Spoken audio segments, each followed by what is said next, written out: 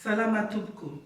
Excellence, Monsieur l'ambassadeur d'Afrique du Sud, Excellences, Mesdames et Messieurs qui suivent cet événement selon vos rangs respectifs, Madame la Présidente du Rotary Club Ivanj et les membres du club, chers collègues du système des Nations Unies, Mesdames et Messieurs, Tupuklasi si Tupukuvavi.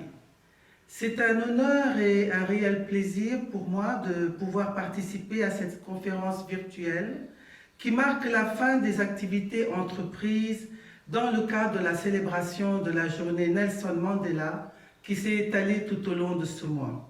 Tout ce que nous avons entrepris va dans le sens des principes et valeurs de Nelson Mandela ou Madiba, une figure emblématique de la paix. La paix qui est à la fois un gage pour un saut vers le développement et pour sa durabilité. Excellences, Mesdames et Messieurs, la Journée internationale Mandela est célébrée chaque 18 juillet de l'année pour commémorer la contribution de cette éminente personnalité à la promotion de la culture, de paix et des droits humains.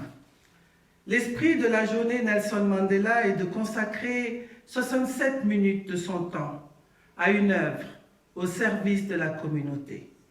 Ceci, bien entendu, en souvenir des 67 ans durant lesquels Nelson Mandela s'est consacré à la lutte pour l'égalité, la réconciliation et la diversité des cultures.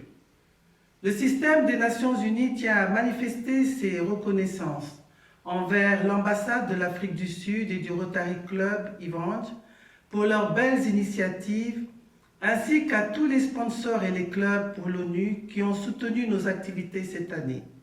Les dons que vous avez offerts ont contribué à sauver des vies. La crise actuelle ne nous a pas empêchés d'agir et d'inspirer le changement.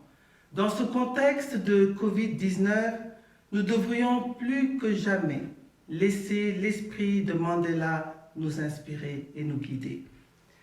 Le système des Nations Unies a toujours fait de ses priorités l'inclusion des personnes les plus vulnérables et la lutte contre la discrimination dans ses appuis pour le développement. Nelson Mandela a montré qu'un monde sans discrimination, des dirigeants privilégiant la paix sont des leviers d'un développement durable et inclusif qui est d'ailleurs prôné à travers l'agenda 2030. Pour faire face à la crise sanitaire et ses impacts socio-économiques sur la population, notamment les plus vulnérables, serrons-nous les coudes pour promouvoir cette culture de la paix et le respect des droits de tout un chacun, héritage qu'il nous a laissé et garant du développement durable.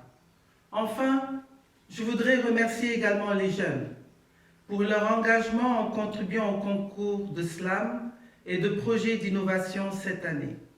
La remise des prix sera organisée au cours de la célébration de la Journée de la jeunesse le 12 août de cette année. Excellences, Mesdames et Messieurs, pour terminer mon allocution, permettez-moi de vous lire le message du secrétaire général de l'ONU. Je cite, « Chaque année, à l'occasion de l'anniversaire de Nelson Mandela, nous rendons hommage à un homme hors du commun, champion mondial de l'égalité, de la dignité et de la solidarité. Madiba était une immense figure morale du XXe siècle dont l'héritage intemporel continue aujourd'hui encore de nous inspirer. La journée internationale Nelson Mandela est placée sous le thème « Agir pour susciter le changement ». C'est donc l'occasion de souligner combien il importe de travailler ensemble, gouvernement et citoyens, pour construire un monde pacifique, durable et équitable. Nous célébrons cette journée à l'heure où la pandémie du Covid-19 met en danger toutes les populations à travers le monde, et en particulier les plus vulnérables.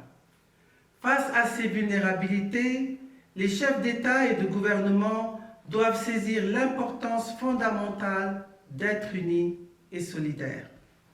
Le Covid met à jour de profondes inégalités. Nous devons lutter contre cette pandémie de l'inégalité en adoptant un nouveau contrat social pour une ère nouvelle. Fin de citation. Merci, Misotra Betsaka.